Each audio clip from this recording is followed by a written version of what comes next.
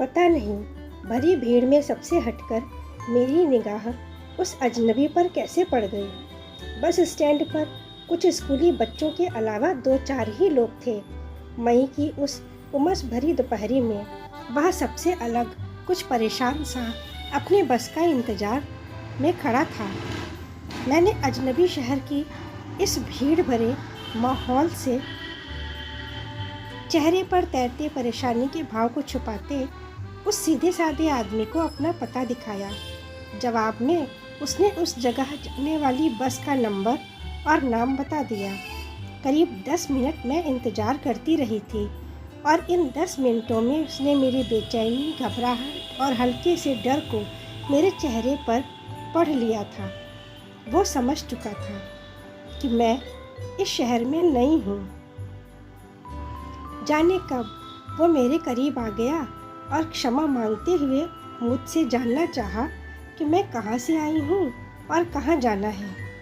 उस पर गुस्सा तो बहुत आया कि मेरे पर्सनल मामले में धीरे धीरे दखलंदाजी करना चाह रहा था वह, लेकिन उस शांत और निर्मल चेहरे को देखकर मैं सच्चाई के अलावा कुछ भी बयान नहीं कर पाई थी।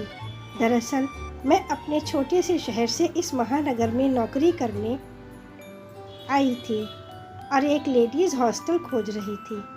2-4 मिनटों के बाद ही मुझे एक बस मिल गई थी और जब मेरे साथ वो शख्स भी उस बस में सवार हुआ तो मुझे लगा था कि इस आदमी से पता पूछकर मैंने बहुत बड़ी गलती की थी शायद। अब तो वो पीछे ही पड़ गया, पर 20 मिनटों के सफ़र में मुझे उसने बताया कि ये एक संयोग ही था कि वो भी मेरी तरह ही एक मकान,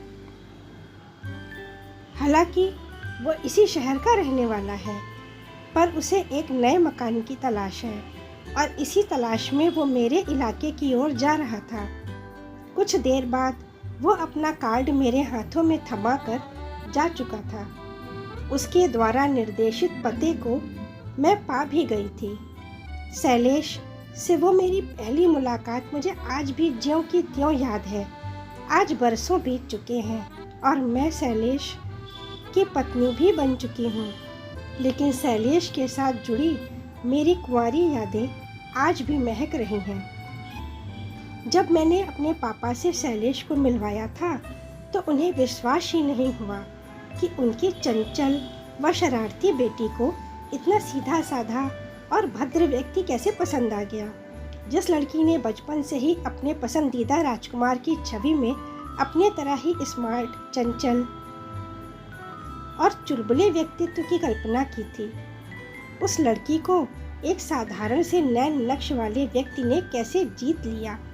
शैलेश से मिलकर पापा भी बेहद खुश हुए थे और उन्हें यकीन हो गया था कि उनकी बेटी शैलेश के साथ वाकई खुश रहेगी।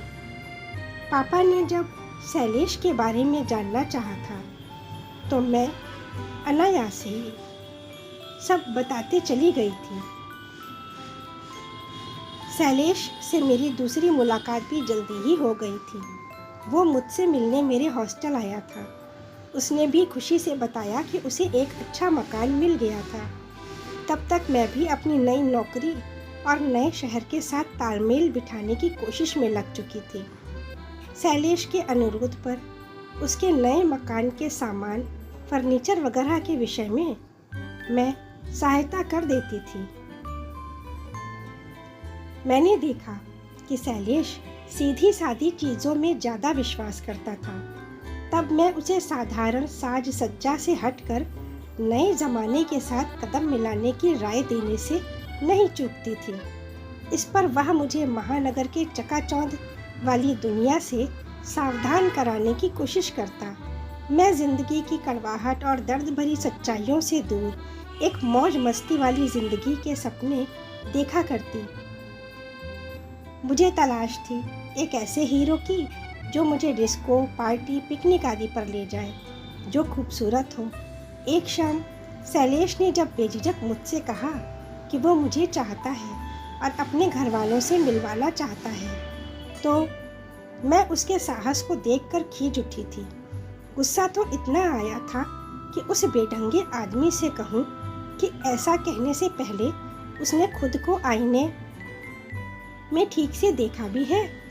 ये तो मेरी उदारता है कि मैं उस जैसे आदमी के साथ दोस्ती निभा रही हूँ, पर मैं उस नेक इंसान को कोई दुख भी नहीं दे सकती थी।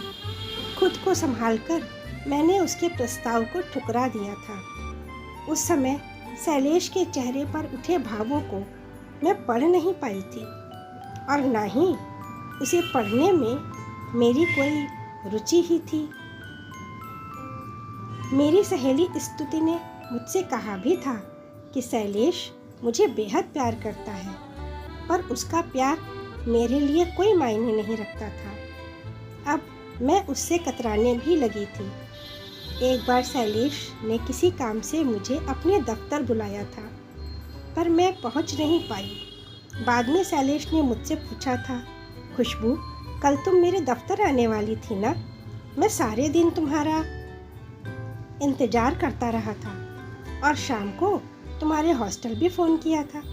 तब स्तुति ने बताया कि तुम किसी अंकित के साथ कहीं बाहर गई हुई हो। वैसे कौन है ये अंकित? शैलेश के लहजे में एक अधिकार और प्यार की झलक स्पष्ट थी और मैं इससे चिढ़ गई। क्यों? अब क्या कहीं किसी के साथ जाने के लिए भी तुम्हारी अनुमति लेनी पड़ेगी?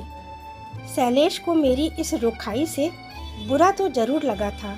मुझे लगा था मुझे मनाएगा, लेकिन वो मिट्टी का माधो कुछ ना कह सका।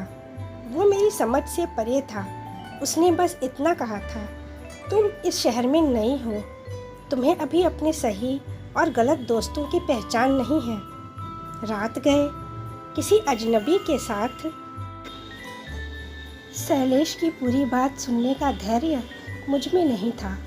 मैंने उसकी बात काटते हुए कहा, शैलेश, मैं बच्ची नहीं हूँ, मैं 24 साल की हो गई हूँ और अंकित मेरे ऑफिस का दोस्त है। शैलेश ने मुझे समझाते हुए फिर आगे कहा था, तुम अंकित को ऑफिस के एक दोस्त के रूप में ही तो जानती हो और तुम उस पर इतना विश्वास करने लगी हो कि देर रात डिस्को में उसके साथ बिताओ, और मैं एक दोस्त के रूप में इतना भी हक नहीं रखता कि तुमसे कुछ पूछ सकूं। शैलेश सही था, पर तब तक मुझ पर अंकित के प्यार का जादू चल चुका था। मैं उसे एक तरफा प्यार तो करने ही लगी थी, और जब मैं उसकी मोटरसाइकिल पर बैठी शहर की सैर करती, तब मुझे अपने भाग्य पर गर्व होता था। अंकित मुझे डिस्को, सिनेमा और अपने दोस्तों की पार्टियों में भी ले जाने लगा था, पर दूसरी ओर शैलेश जैसे मुझसे और भी ज़्यादा चिपकता जा रहा था। उसके सवाल अब मुझे अखरने लगे थे। उसके साथ समय बिताना अब मुझे भारी लगने लगा था। अंकित ने मुझे जल्दी ही इस लेडीज़ हॉस्टल के चहारदीवारी की रोक टोक से भी मुक्ति दिलाने का इंतजाम कर लिया। साउथ के एक महंगे अंचल में मुझे जब एक कमरे का फ्लैट किराए पर मिला तो मैंने आज़ादी की एक गहरी सांस ली। शैलेश को बिना बताए मैंने अपना सामान लेडीज़ हॉस्टल से समेट लिया था। हालांकि स्तुति ने मुझे रोकने की असफल कोशिश करने के बाद शैलेश को खबर कर दी थी। शैलेश जब फ्लैट पर मिलने आया तब मैं अंकित का इंतज़ार कर रही थी। कुछ ही मिनटों में जब अंकित मुझे लेने आया तब शैलेश को देखकर उसने एक रूखा सा हाय फेंका था। मैं अंकित के सामने शर्मिंदा हो रही थी कि कहीं वो शैलेश को मेरे दोस्त के रूप में देखकर वेरी पुअर टेस्ट ना कह दे। किसी तरह मैं शैलेश को विदा कर अंकित के साथ बाहर निकली। अब मैं चाहती थी कि अंकित जल्दी से अपने प्यार का इजहार मुझसे करके शादी कर ले, ताकि शैलेश की शंका को मैं हमेशा के लिए दूर कर सकूं। पर अंकित अभी कुछ और मौज मस्ती करना चाहता था। उसके अनुसार शादी के बाद घर परिवार के झमेलों में उलझने के बाद घूमना फिरना कहाँ हो पाता है। इसलिए वो 1 सप्ताह के लिए मुझे डायमंड हार्बर लेकर गया। वहाँ उसने पहले से ही एक कमरा ही बुक करा रखा था।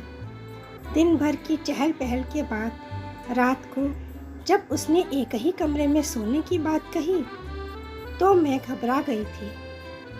मैं तब समझ पाई कि ऊपर से मैं चाहे लाख कोशिश कर आधुनिकता का रंगीन नकाब लगा लूं, अंदर से मैं अपने छोटे से शहर की एक भारतीय लड़की ही थी।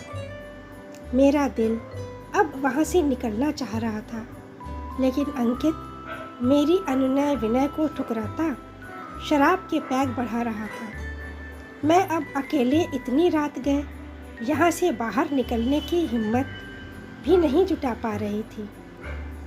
तब मुझे शैलेश का ख्याल आया, जो मेरी हर छोटी बड़ी सही गलत बात को पूरी किया करता था। जब अंकित मेरे साथ बदतमीज़ी पर उतर रहा था तब मुझे एहसास हुआ कि पिछले 2 वर्षों की दोस्ती में शैलेश ने कभी भी मुझे एकांत में छूने की कोशिश नहीं की थी। और जब मैं अंकित से बचकर भाग रही थी तब शैलेश के सहारे की उम्मीद साथ थी। भागते भागते मैं बुरी तरह थक गई। सहसा अंधेरे में किसी चीज़ से टकराकर मैं गिर पड़ी और जब 2 दिनों बाद हॉस्पिटल में आंखें खुली तो शैलेश और स्तुति मेरे करीब थे और पापा बाहर बैठे हुए थे। मैं बिना कुछ कहे रो पड़ी थी और शैलेश शर्मिंदगी के साथ कह रहा था, मुझे माफ़ करना। मैं अचरज में बोल पड़ी थी, तुम क्यों शर्मिंदा हो? तुम क्यों क्षमा मांग रहे हो? वो इसलिए कि मैं सही समय पर तुम्हें अंकित के साथ जाने से रोक नहीं पाया था, वरना तुम पर ये मुसीबत नहीं आती। खैर, अब मैं तुम्हें अकेले कहीं नहीं जाने दूंगा। शैलेश ने अपनी बाहों में मुझे थाम लिया था और मैं फपक कर रो पड़ी थी। अंकित के गलत इरादे और स्पर्श को मैं नहीं भांप पाई थी। आज शैलेश का ये स्पर्श मुझे अपना सा लगा था। दोस्तों, कहानी पसंद आई है तो कहानी को लाइक अवश्य कर दें। नए हैं तो चैनल को सब्सक्राइब कर लें और अपने उद्गार, अपने कमेंट्स अवश्य लिखें। इसी से हमें प्रोत्साहन मिलता है। धन्यवाद।